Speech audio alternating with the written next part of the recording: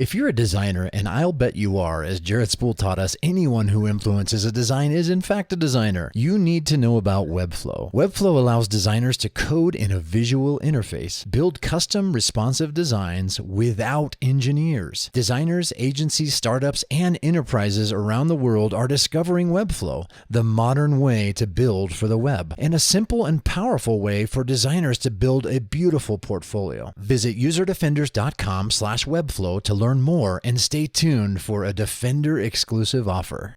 Being able to compellingly tell a story when you're in front of a room of colleagues, stakeholders, customers, clients, bosses, C-suite, whatever, is yet another very important skill. And then if you can combine that storytelling with an ability to facilitate the kind of feedback that is going to help you improve that design, I think you become an unstoppable designer.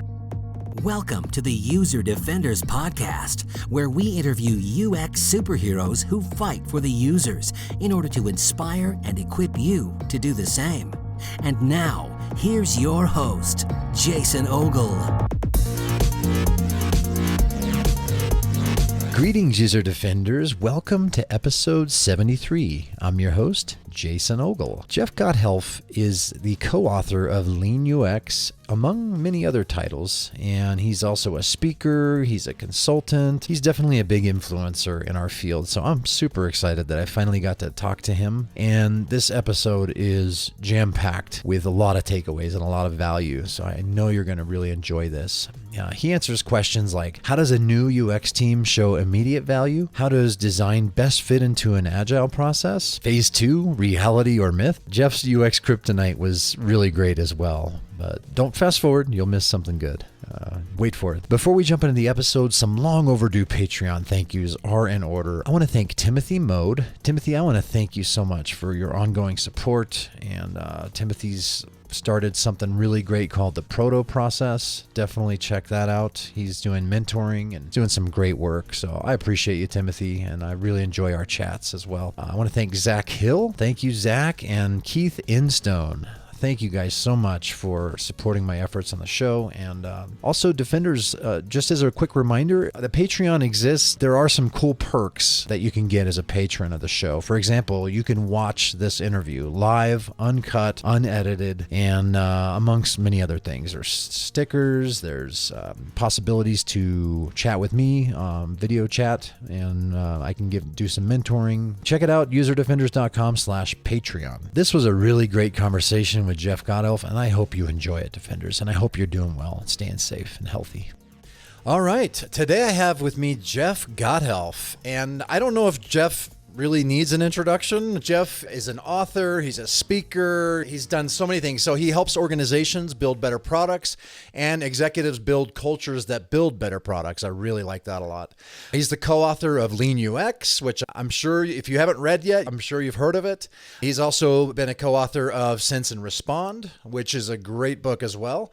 Just recently, and I just found this out, Forever Employable, which is coming out pretty soon. And I think the timing couldn't be better. Jeff works as a coach, he's a consultant, a keynote speaker, as I mentioned, and he's done a lot for our field. I can't wait to dive in. And I got to say, a fun fact about Jeff, I love this. His first job was in a traveling circus. I can't wait to learn more about that, Jeff. But first of all, I want to say welcome officially to User Defenders. I am super excited to have you on the show today. Awesome. Jason, thanks so much for having that. That was a great intro. So I think the answer is yes, I needed an introduction. I needed that introduction, which was great. So thanks for that. It's a pleasure to be here. And I can't wait to share some stories. We could talk about the circus. I've got about 1,000 stories from that or anything else you'd like to talk about. I'd love to hear one circus story. What did you do in the circus? Yeah. So look, this is a long time ago, just to be very specific, how long it was.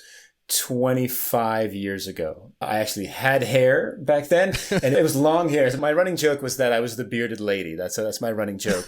But I was not the bearded lady in the circus. I actually did sound and lighting for the Clyde Beatty Cole Brothers Circus, which is at the time was the largest 3-ring tented circus in the United States. So we were a traditional 3-ring tented elephants putting up the tent type of circus. And at the time, 25 years ago, when I was graduating from university, I was heading into what I thought was going to be some kind of a career in audio production. I wanted to be an audio engineer, a record producer, something along those lines. And I got a gig right out of school in the circus doing live sound and lighting for the circus. So that's what I did for 6 months. Very crazy 6 months. Amazing that I remember them vividly to this day, 25 years later. Yeah. That is awesome.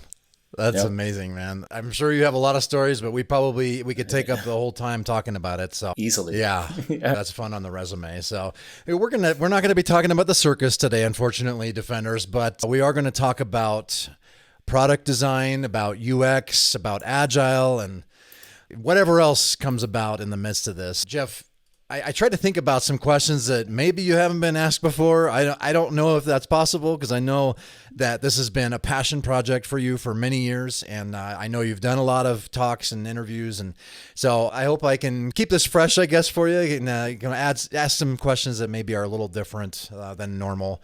So anyway, I'm curious. UX is really, if you think about it, it's still a pretty new thing in our industry of software development. It's the practice of UX. I know that if you want to get semantic, we can talk about the early days of aviation and ergonomics, and some of that, of course, was user experience. But I think in our field of developing digital products, this is still relatively new, and Agile is still relatively new. And I think that there's just a lot of mystique to how a UX design team and process integrates most efficiently into the Agile process.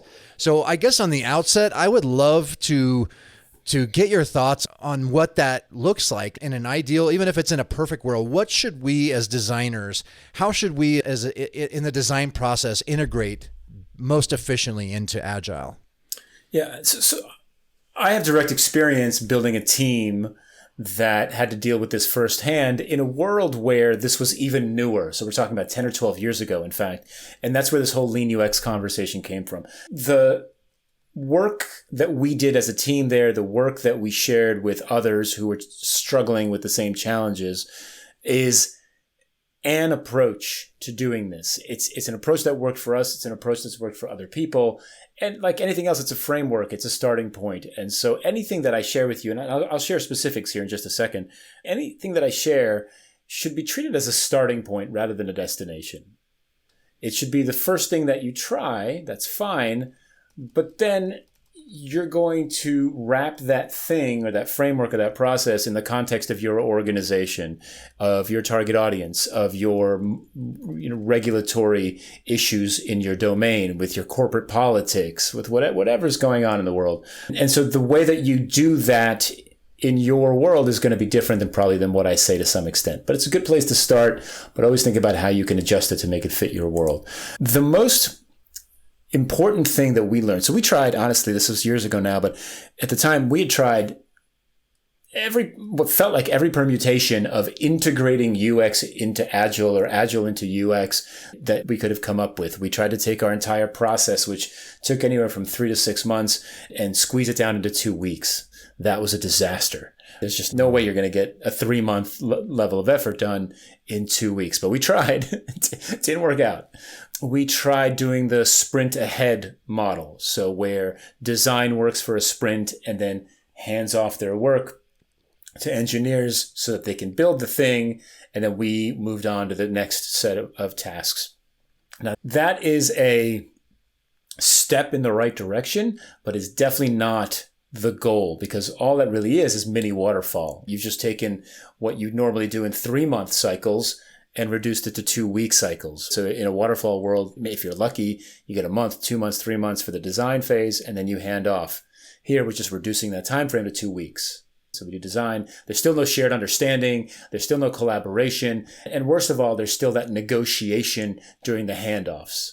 So if you think about the anti-patterns of software development when it comes to design and engineering working well together, for me, from my personal experience, it was always the negotiation. For me, that was the biggest anti-pattern, the worst thing that could happen, which is I worked for however long, a day, a week, a month on my design. I've wireframed everything. I've created the spec document, the prototypes, whatever it is. And then I showed it to engineers. And the first word out of their mouth was no. Right.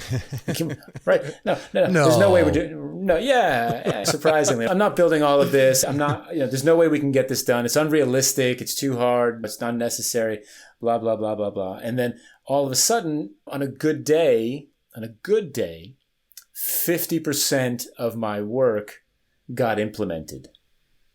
That meant that on a good day, 50% of my work got thrown away. And that was too much for me. The amount of waste that generated, just simply my own, forget everybody else that had to deal with that. Just me personally, understanding that on a good day, half my work is going to get thrown away. That sucks. Yeah. And so, time. Right. And so even when you do the staggered sprint model where designers work ahead of engineers, you've still got that handoff and you've still got that negotiation. So the goal that we were shooting for, the target audience, the target condition, if you will, which is a nice lean phrase, lean manufacturing phrase. The target condition for us was to eliminate the negotiation, which meant the only way that this is going to happen is if the entire team, product, design, and engineering, is working on the same thing at the same time. That's the only way that you start to eliminate the handoffs and the negotiations. Because if you're working on the same things at the same time, then you're building a shared understanding of the work. You're building a shared understanding of the problem that you're solving, a shared understanding of the customer, and most importantly, you're building a shared understanding of what success looks like. And if you have that together as a team, that alone cuts out a tremendous amount of unnecessary conversation. And so all of a sudden, you can start to focus on the things that actually matter.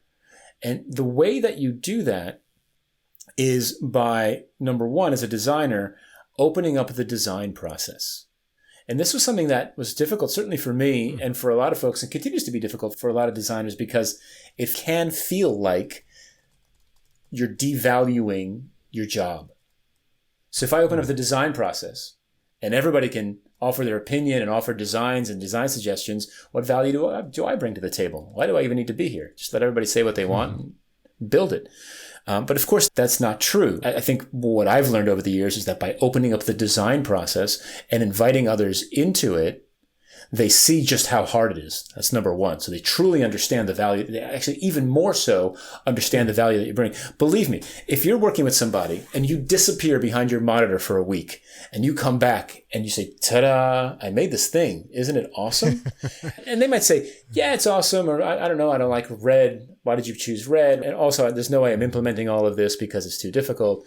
Right? They're never going to know how much effort went into that. They're not going to know why you made those decisions. They're not going to understand what the rationale was behind the choices that you've made. And so when you include non-designers, and non-designers, I mean people who don't have design in their title, in the process, you're exposing them to the work that goes into making good design, to the decisions that you're undertaking, and you're offering them the opportunity to participate in that process, to offer their thoughts well in advance of you finalizing anything, so that as you start to finalize the design, their feedback is already baked into it.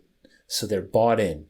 Even if it's something small that somebody said to you, like, oh, I told him to move that button to the right 3 pixels, and he did it, and so now I feel like I was heard. So cross-functional collaboration, everybody working on the same thing at the same time, shared understanding of the customer and what problem we're solving for the customer, and then opening up the design process to allow others to participate in it. And this includes big D design, so design as the umbrella term for all of the various things that we do as part of not just interaction design, but visual design, research, prototyping, copywriting, right? Let's make sure that people are aware of what we're doing and why we're doing it.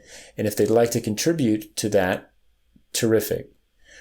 The other thing that I think is extremely powerful in ensuring that user experience gets included in every sprint is to bring the non-designers along with you every single time that you sit in front of a customer or you have a conversation with a customer. There's nothing more powerful than watching the people that you're making products and services for struggle with the thing that you built for them. And so that starts to build that empathy with your engineering colleagues, with your QA colleagues, with your, sometimes even your product colleagues. Not every product manager gets it right off the bat, which is extremely valuable. So that's at the high level. I can get into a lot of more specifics about how to manage your backlog and that type of thing. But at the high level, from a process thing, it's about transparency and it's about collapsing the efforts into parallel paths that happen at the same time. I love that. And the involvement of other disciplines in the design process, it seems, like you said, at face value as a designer, why am I needed? And I think as a designer, one of the hardest parts about being a designer is that sometimes, particularly, of course, with visual design, it can be so subjective. So I always say, I don't tell a pool cleaner how to clean my pool. Yet everybody has an opinion on what the design or what the visual design looks like. I think there's that part of it, but there's also like the deeper levels. And I'm a big believer in visual design. I come from an advertising background, and there's a lot of value to good visual design, of course. Sure. But then there's other levels of design. And I think there's maybe just that lack of understanding, perhaps, amongst other disciplines, that it's not just about making it look pretty. It's about how the interactions take place. It's about who the users are, about what their needs are, what their environment, their context. There's so many more things. And you're right, Jeff. Other people don't know it if you never invite them into the process. Right. And they may just think that all you're doing is making something pretty. And so I think that's an awesome takeaway, Defenders, right there. Just try to open up the design process more. Don't feel threatened. Be confident in your skill set, knowing that doing that will actually help other folks understand how hard your job is. And I believe that in doing so, you start to develop a skill set that I think is becoming increasingly more valuable for designers these days, which is facilitation. So facilitating... Look, we don't work in a vacuum. We work on teams, and those teams have stakeholders, they have clients, or they have customers. Inevitably, there's going to be inbound input, to use a nice word, right? Feedback from those folks. And your job as a designer is going to be to synthesize all of that into the next iteration of the thing. And so if you can successfully facilitate those conversations in a way that benefits you, right? Benefits your work to make you more successful and then ultimately the customer, that's a fantastic skill set as well. So as you open up the process, facilitation becomes a skill that I would absolutely invest in. If it's not something you know how to do or that comes naturally for you, it's an absolutely worthwhile skill to invest in. I love that. That's an awesome takeaway too. Facilitation it's being able to present your work confidently and being able to explain why you did something is a really great skill, and articulate that in a way that business people, stakeholders, C-team, that they can get behind and they can understand, because they're not going to understand the ins and outs of the design itself as much as they are going to understand and resonate with the business impact that this design is going to make. That's a great testament to that. And then just being able to get up and speak is a skill you'll take with you anywhere you go. If you decide to leave UX, if you decide to do anything else, you still got to be able to sell what you're doing. You still got to be able to market yourself. You always have to be able to do that. So that's a great skill just to practice and to grab hold of anyway, no matter what you do. Absolutely. Especially in UX. Yep. And I do want to call that a distinction because I wholeheartedly agree with you. Being able to compellingly tell a story when you're in front of a room of colleagues, stakeholders, customers, clients, bosses, C-suite, whatever, is yet another very important skill. And then if you can combine that storytelling with an ability to facilitate the kind of feedback that is going to help you improve that design, I think you become an unstoppable designer in that sense, right? Because look, you don't know everything. Nobody knows everything. And there are all of these kind of forces at play on the thing that you're building and the thing that you're designing. So if you can extract the business context that you need from the business stakeholders, if you can extract the technical constraints and challenges that we're facing in delivering the kind of service that we're hoping to from the engineering leads, that starts to, and that takes facilitation, right? Facilitating that, drawing that out of people after you've told your compelling story, I think you become a really unstoppable designer at that point. I love that. You may have just named the episode there, Jeff. The Unstoppable Designer. I love it. I love that. That's great. Yep.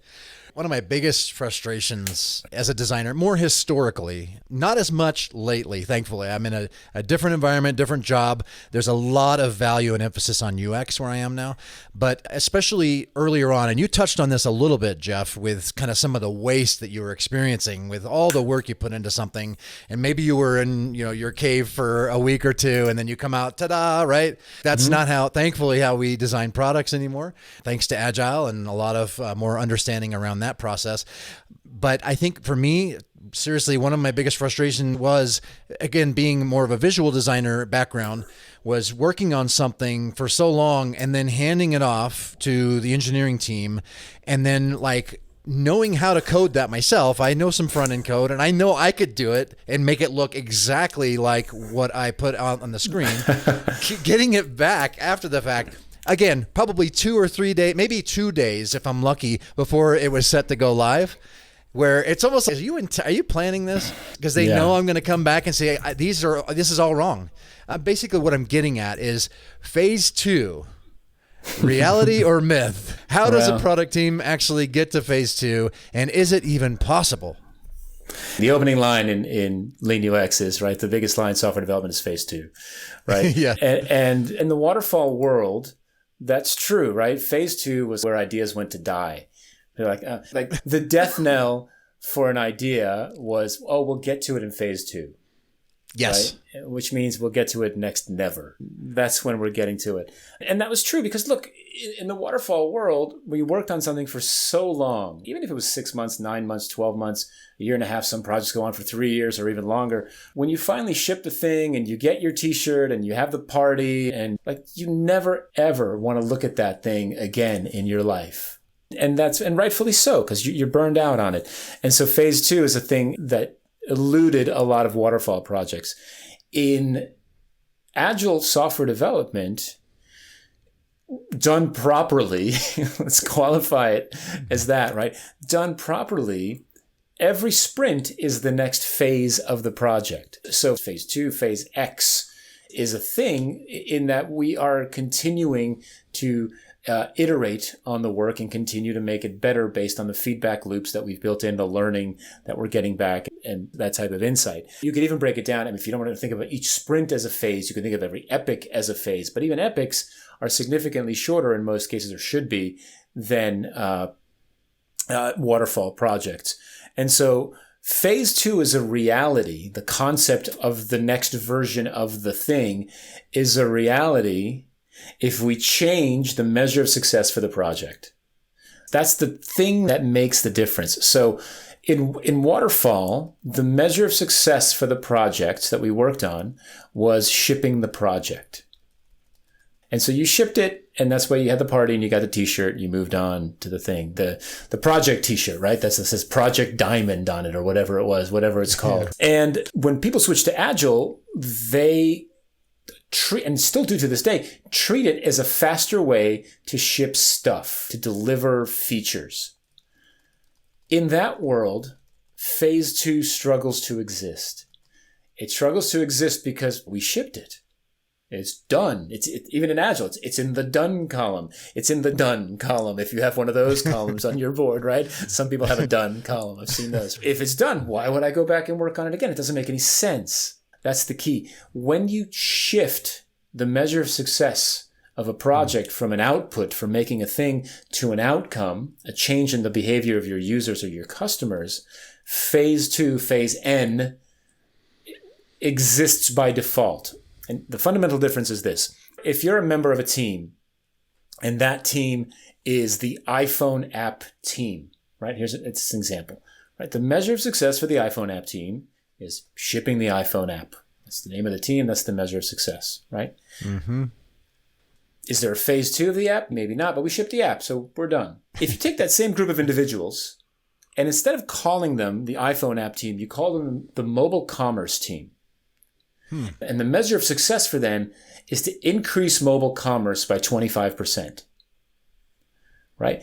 Now, implicitly, phase 2, phase 3, phase X has to exist because the team has to go do design, research, prototyping, product discovery, interviews, whatever it is, what combination of code, copy, design, value proposition, business model helps achieve an increase of 25% in mobile commerce. They don't know off the bat what's going to do that, and so they're going to try something, and then they're going to learn, and they're going to try it again, and then they're going to learn, and they might try it slightly differently, and they're going to continue to iterate and move forward with that goal in mind. Remember, the goal is not to ship features at this point. The goal is to change behavior, to change to an outcome, to increase mobile commerce, to get people buying more through the mobile channel. And so in that world, phase 2 exists by default because it has to, because you're not going to get it right the first time. Very few people are going to come right out of the gate and be like, boom, 25% lift in mobile commerce, drop the mic, I'm done, I'm going on break, see you in a week. Like, it's just not going to happen. And so that's the fundamental shift. That's how we get to phase 2 existing. As long as we're managing to output, phase 2 is never a sure thing because we're done. We shipped it. When we manage to outcomes, phase 2 has to happen because we have to continuously learn our way until we hit 25% or get really close to it. At that point, we're done. But I guarantee it's going to take you more than one phase to get there. Should designers' code just become will designers' code? Webflow gives designers the power of clean W3C compliant code in a visual interface, allowing you to directly bring to life whatever you have in mind without engineers. As designers, we're used to learning complex visual software like Photoshop, Sketch, or Figma, but none of those tools actually output production-ready code. They merely create pictures of what the code should represent. While we put all the faith we can muster into our talented engineers coming as close as possible to recreating our vision, Webflow goes not just a step, but a giant leap further by bringing the power of HTML, CSS, and JavaScript into a visual interface so designers can actually build completely custom designs without worrying about writing code. For the first time ever, and for you defenders only, Webflow has created a discount code good for 10% off any new annual plans. Simply visit userdefenders.com/webflow and use coupon code UserDefenders. Be sure to hurry though, this offer expires on Halloween of 2020. Webflow, the power of code without actually writing it. That's really great. I feel like there's that word done in software. It's a paradox. Yeah. Software is never done. It's never done. However, projects and increments and iterations need to be done.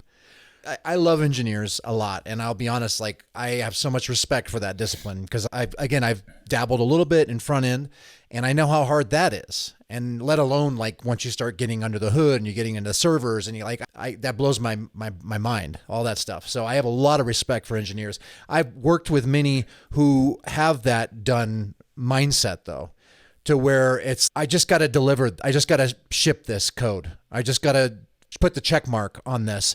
And if I never have to look at this again or refactor this again, I'm going to be on my way to nirvana. Yeah. You know what I mean? Like, I've worked in those environments. Like, how do you convince engineers who maybe have that mindset to see the bigger picture maybe and just to go for that? Like, phase 2 is important. Phase 3, phase 4, it may be a necessity for this product to really be the best it can be at the current time that it needs to be available. It's tough. We ran an agency initially in New York, ended up becoming a part of a global agency. We ran an agency in New York between 2012 and 2015 that attempted to sell, it was a product design and development studio that attempted to sell services in a lean, agile, customer-centric way with a heavy focus on great design. And one of the things, we were a small shop, and if we got a bigger project, we would augment the staff with temporary engineers we'd hire from a staff augmentation firm that we knew and that we liked in the city. And I remember there were several instances where we would bring in these engineers and we would say, look, we don't know exactly what we're building yet. We know what problem we're solving, and we have a sense of what success looks like. But what we're building, we have some hypotheses, and so there's a good chance this code is going to get thrown away. So don't worry about it too much about stability or scalability above 1,000 concurrent users or 100 concurrent users or whatever it is, right? That type of thing. And don't worry about all your testing coming out green or whatever it is, right? Like we're just learning. And I brought in some engineers from these staff augmentation firms that simply could not function like that. It was against their moral fiber as engineers, really, to half-ass the code, which is what we were asking them to do. That's exactly what we were asking them to do. We said, look, don't write great code because we don't need great code right now. What we need is to learn. And so you've really got to find engineers that are comfortable with that. And we were lucky over the years to find some and to hire them and to have them work with us. Now, I don't want this to be taken the wrong way. There is nothing wrong with wanting to write great, bug-free, scalable, stable, secure, high-performance code. That should be our aspiration. Everybody should want to do that. Yes. But there's a time for that, and there's a time for throwaway code. That's part of the thing. And I think that if you're struggling with some engineers who can't see themselves writing throwaway code, again, the most powerful thing that I've done and that I would recommend is to take them out to see people using their products today. Show them how customers struggle today. And then ask them, how much time did you spend making sure that was stable, secure, high performance, scalable code, right? So I spent 3 months doing that. Is it useful? Is it usable? Is it helpful? No. Cool. That's what we're talking about. So what we're trying to do is find the best way to solve this problem for our customers. And then we'll harden it, and then we'll scale it, and then we'll put in the real engineering effort. And that's, to me, that's the key. And look, and the same thing goes for design as well, but you asked about engineers, so. Yeah, I'd love to hear your take on the design aspect of that as well. Yeah, so look, same thing. Look, it's the same exact logic. It's just the output is different. So instead of, spending hours and days on screen rounding the corners and making sure that everything looks beautiful, get something in front of customers quickly, because you're not testing necessarily, certainly at the beginning of an idea, you're not testing usability, you're testing value.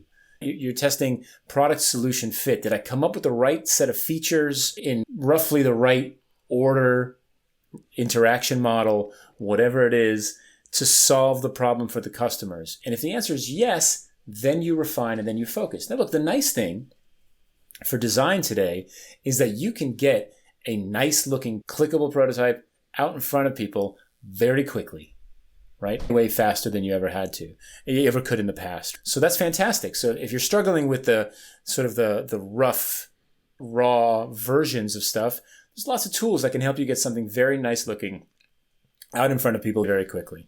So that helps in the realism. But it's a double-edged sword. It's a double-edged sword because you're starting to set expectations, particularly with your team and with your stakeholders about what this thing might look like, how it might work, what it might do, that type of thing.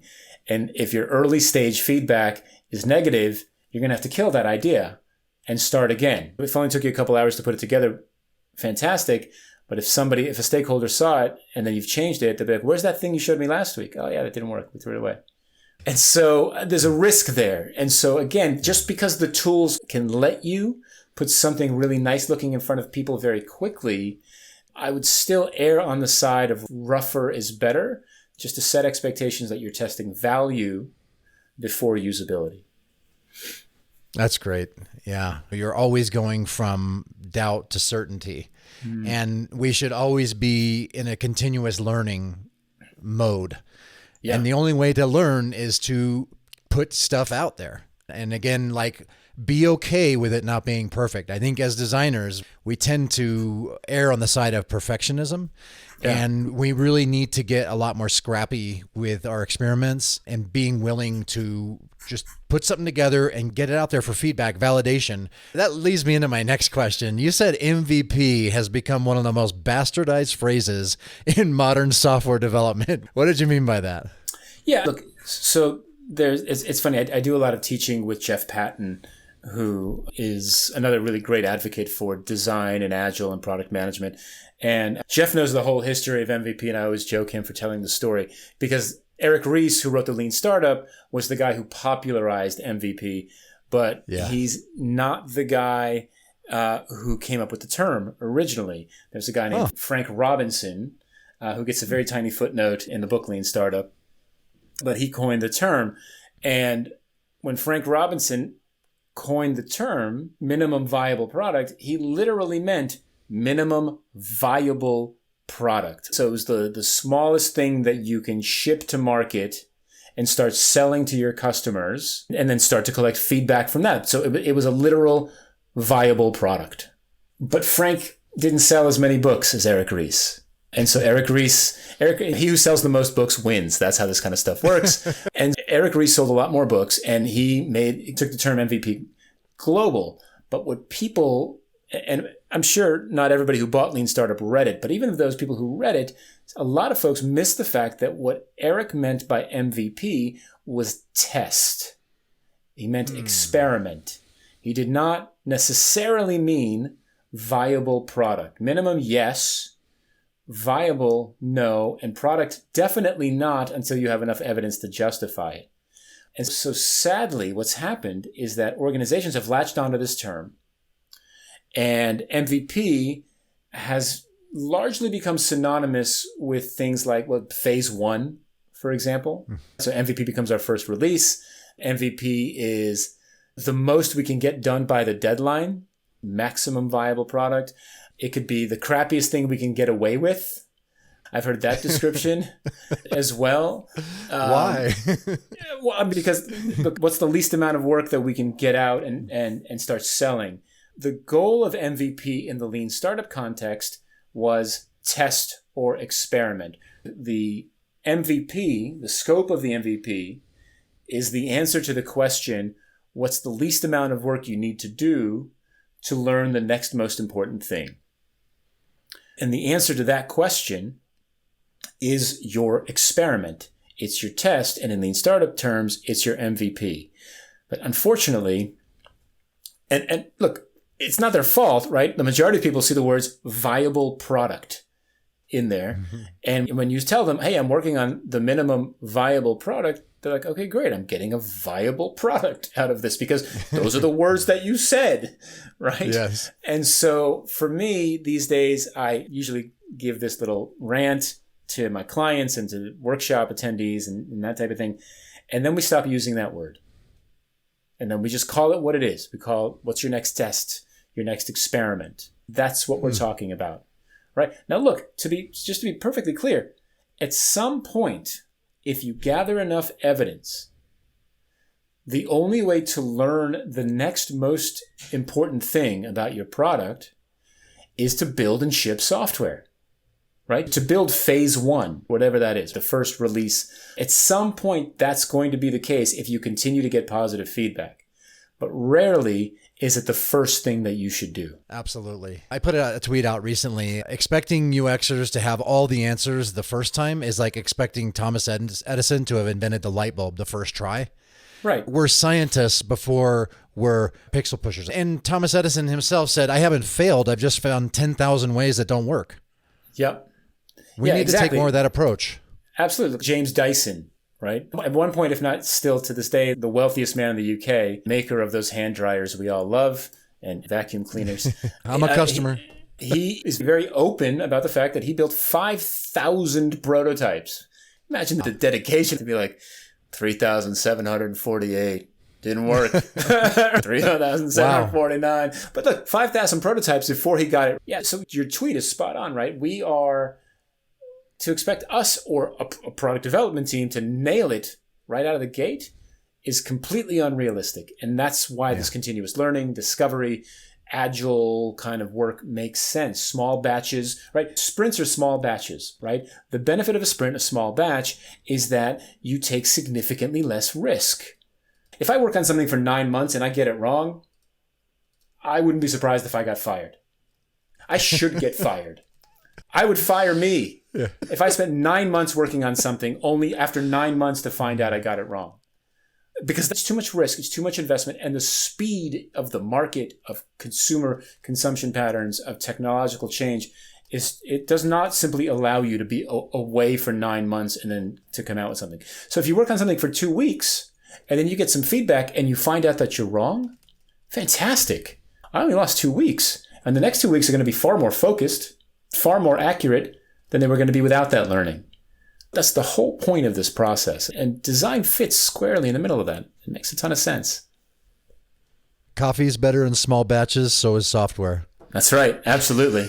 Absolutely. Tweet that. No, I tell you, it's funny. I have a friend, is a designer friend. He runs an agency in Italy, in northern Italy. And he's Italian. And in Italy, they just drink espressos. It's like just super small coffees. But for some reason, my friend Nick, he likes American style coffee. He's an Italian guy, but he likes American style, like a coffee pot in the coffee maker kind of coffee. Huh. He's an anomaly. He is, totally. And first time I visited him at his shop in Italy, this was a few years ago, he told me that his colleagues in the agency that he runs tell him that he's drinking brodo. And brodo in Italian means broth, right? So he's drinking like soup, like you're drinking coffee soup, and they can't understand why he's drinking broth. So good. But to this day, that's his thing. So whatever. Broth. Yeah. That's a neural pathway that hasn't connected yet for me. It's coffee soup. That's great. That's what it is. I love it. Yeah. Cowboys used to say, put a spoon in the cup. If it stands up, the coffee's done. If it stands up straight. Yikes. Oh, man. That's great. This next question is a selfish one. I just started at this company recently, and I love it here. There's a lot of emphasis on UX. This whole team is really new. Our business model is software, and we've had these incredible suite of software tools that are indispensable, to be honest with you, with the people who use it. And I can't talk a lot about it because there's government stuff involved there.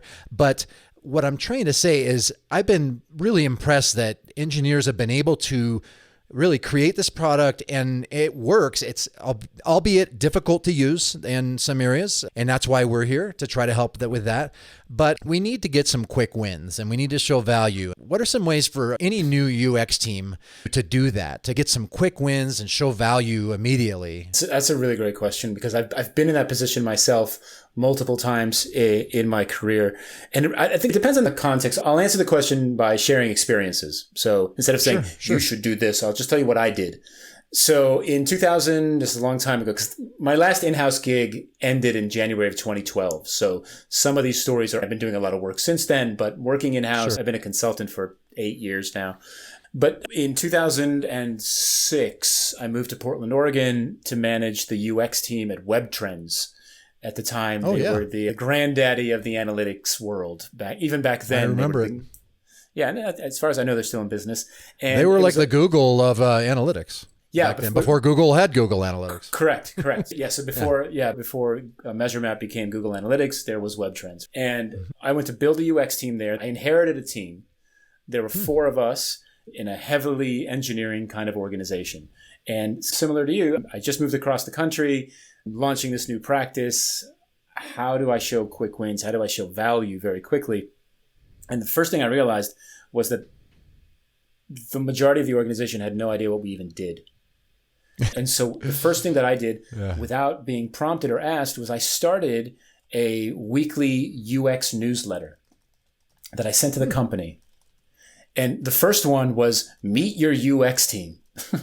I remember to this day, I was like, well, there were only 4 of us. So this is me, this is that person, this person, that person. This is what their name, this is what they do here.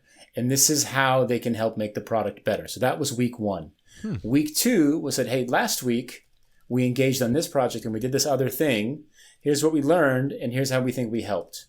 Week 3, here's what we did. So that's one thing that I helped raise the visibility and the understanding across the organization of who we were and what we did and how we could help. And part of that was to generate inbound leads to the team so that if people understood better what we did, then they would reach out. Oh, you know what? We should get what do they call the UX guys? Yeah, we get the UX guys over here.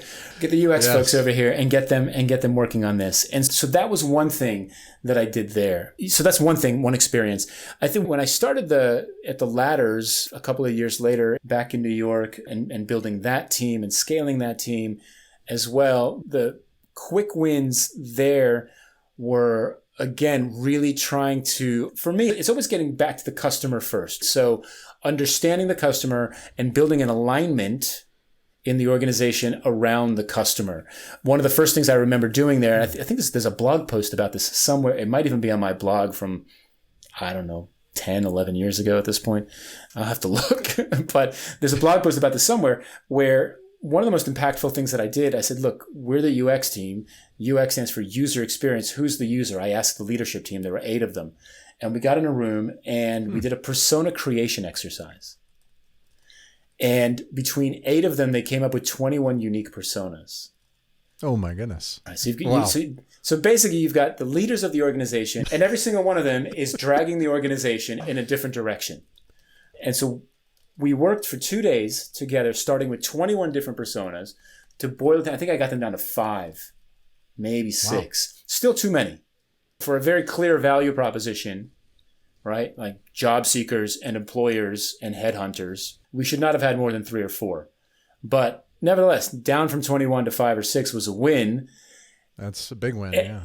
And again, this builds alignment, it builds value, it builds a clear understanding of what we do as a team, what we're focused on. And then every time that we did work, we would say, this work is for this persona. We made little persona cards and we said, look, it's for this persona. Remember this? And literally it has the executive's sketch on it. It wasn't a fancy photo or anything. It was the executive's sketch so they could see that their work was there. And again, that helped. And that was a relatively easy, quick win to show value, to build alignment, and to give a clear sense of what it is that we do. So that's 2 experiences from my world. I love that. Thank you for sharing that, Jeff. Create checkpoints and visibility into what you're doing, what you're accomplishing, and how you're lifting the products, the lift that you're creating. Be transparent and be proactive. So don't wait for somebody to ask you. Don't wait for somebody to ask to be shown something. Just put it out there. That's awesome. Why really matters a lot. I told you on the outset of our conversation here, the thing that I feel like separates this podcast from any other design podcast is I really go all in on why to. We got how to, you just Google something. You can figure out how to do anything. I really want to know why. Why to do this? Why should we do this? Why does it matter? Why does what we do impact the world in such a way? And so I'm curious, Jeff, with all that said, why do you do what you do? That's a really great question. I at this point, where I'm drifting towards, even more explicitly these days, is I want to make companies more successful, and I want people to be happier at their jobs. I want them to feel like they have an impact, like they make a difference, like they've positively changed somebody's life. Look, I think back on my career, and I bounced around a lot, especially in the early years because of the .com bubble bursting, that type of thing. The overwhelming majority of the work that I've done that I did in the first half of my career, I wouldn't want my name on it. And doing that work was a slog. It was tough. It was waterfall. It was top down, command and control. And I felt like a cog in the machine. In the second half of my career, I've been able to do work in a far different way, in a far more impactful way, in a far more meaningful way. And I know that exists. And I know that not a lot of people experience that. And so if I can help them through workshops, through training, through consulting, through coaching their executives, through whatever it is, through books and articles, rethink how they approach what they do every day in a way that satisfies them at work on one level and makes their customers more successful, which in turn then hopefully satisfies them as well, then that's a win. That's a win for me. Hi, my name is Shahina Attarwala. I am a user experience designer and a design leader. I fight for the users. You're listening to User Defenders podcast with Jason Ogle, world's best host. What's your UX superpower? I think my UX superpower is talking to customers. I think it's the most powerful thing that you can do. And I think that the more that you do it, the better you get at it. And it's my number one go-to tool in my toolkit. What do we do? First thing we do, go talk to people, right? Get grounded in the real world. It's not user experience if you're not talking to users, and customers too. It's customer experiences just as well. So I really like that. What's your UX kryptonite? My mom thought it was cool, so we built it. Like in other words, it's 99% of startups. Like I had an idea and I showed it to my mom or my significant other, and she or he said it was awesome, so we're building it. That's my kryptonite. Like, you're killing me. Killing me, Smalls. Seriously, there's so much material. There's so much easily digestible material in every format you can imagine to teach you how to de-risk some of your ideas. And for you to be like, my mom said it was cool, so I'm building it. That's like a knife through my heart. I can't do it. Yeah, 5 most dangerous words. There's an app for that. Exactly. Yeah, to quote the Golden Krishna. What would your UX superhero name be? I think I'd be Customer Obsession Man. Even today, I was reviewing a findings deck for a client, and it was all quantitative data. And did you talk to the customers about this? Like why they did this? Oh, no, we didn't. We forgot. But yeah, I think that's Customer Obsession Man would be it. Yeah. Oh, that's great. What's one habit that you believe contributes to your success? Inbox zero.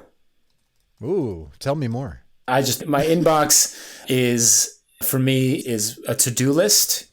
And my goal is to basically clear it out as best as I can. Like I'm not that person who's got 78,102 unread messages in their Gmail. Currently, there are 12 unread messages in my inbox. I'm looking at it at the moment. And those 12 messages came in while we were talking. Oh my goodness. Wow. And so and I think that contributes to my success because I get back to people quickly. I delegate tasks that I don't need to do myself, and I archive and delete the rest of it. And so it just helps me just get the crap out and focus on my work more easily. It's been said, if you don't block your time, somebody else will. Like an email is a big part of that. Yeah, absolutely. What's your most invincible UX resource or tool you can recommend to our listeners?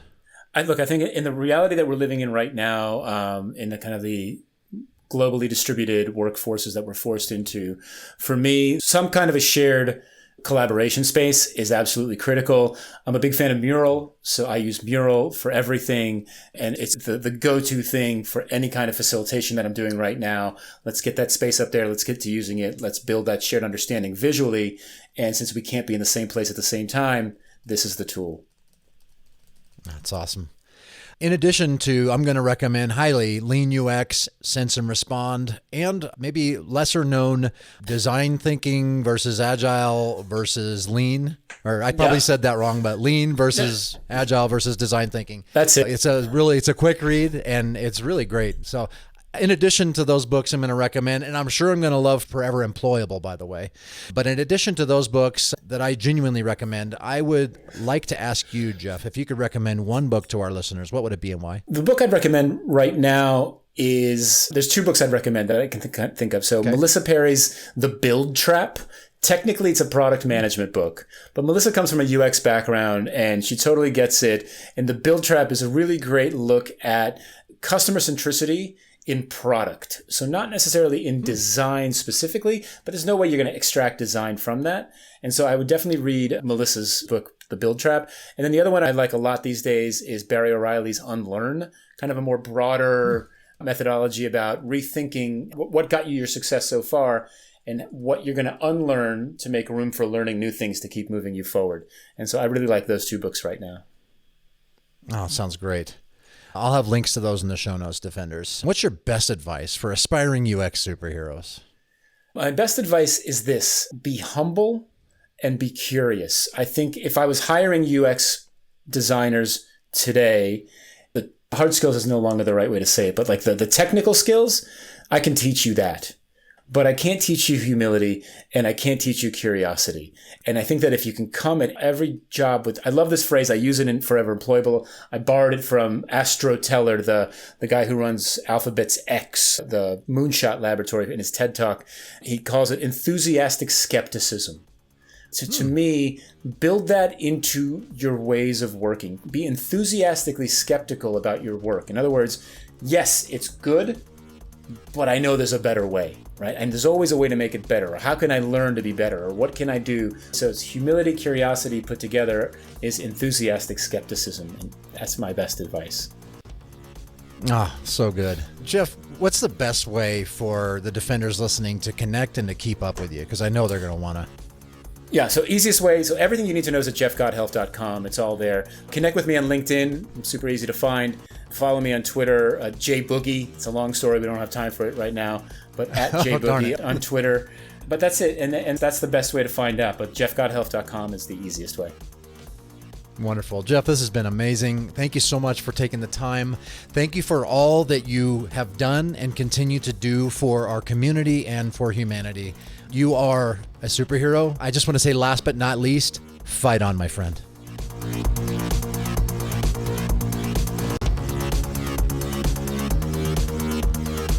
Did you catch possibly one of the biggest takeaways from this conversation? It may have been easy to miss, not only because there were so many great takeaways, but because our level of interest as designers and UX people in what he shared may have eluded us. What makes an unstoppable designer? As important as these things are, it's not just how tightly you can work within a layout grid, how impeccable your typography can be, how perfect your IXD is through the lens of HCI, how meticulous and thorough your UX research and synthesis is. It's facilitation. When I first heard Jeff say this, I thought he was talking about presenting your work confidently.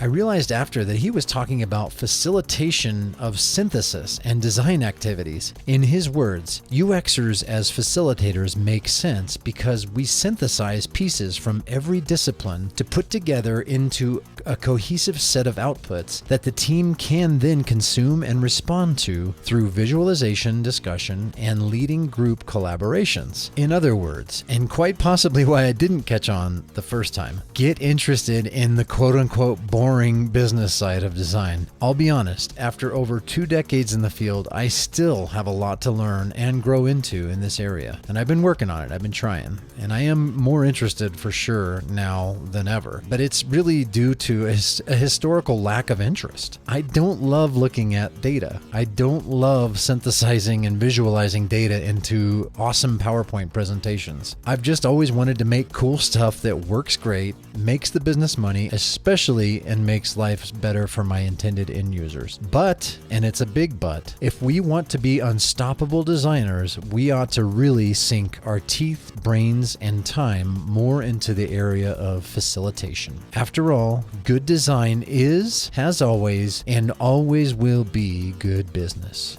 Perhaps now more than ever.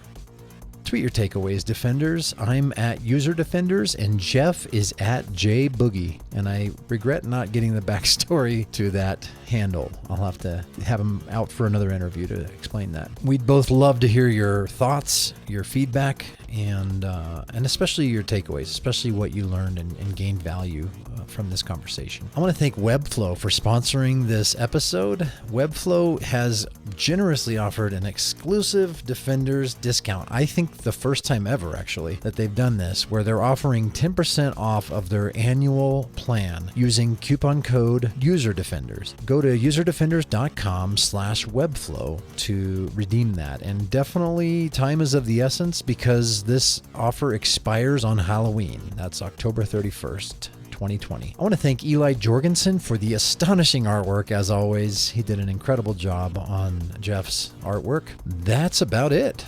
Thank you so much for staying with me, for staying subscribed. Please continue to stay subscribed.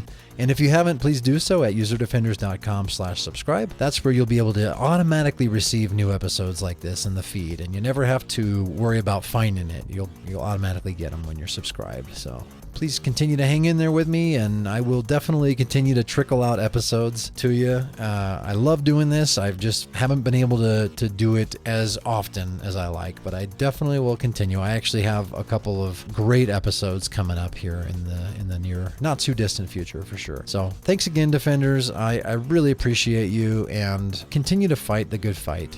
You know, this stuff is so important that we do. And I think as we are heads down in our work, sometimes we can forget exactly the impact that we're making through good design and fighting for our users. So please keep up the great work, and yeah, just keep fighting on and keep loving on your family. You know, keep hugging those. I just bought a t-shirt the other day that says hug dealer, and I think that's perfect because I am a hugger.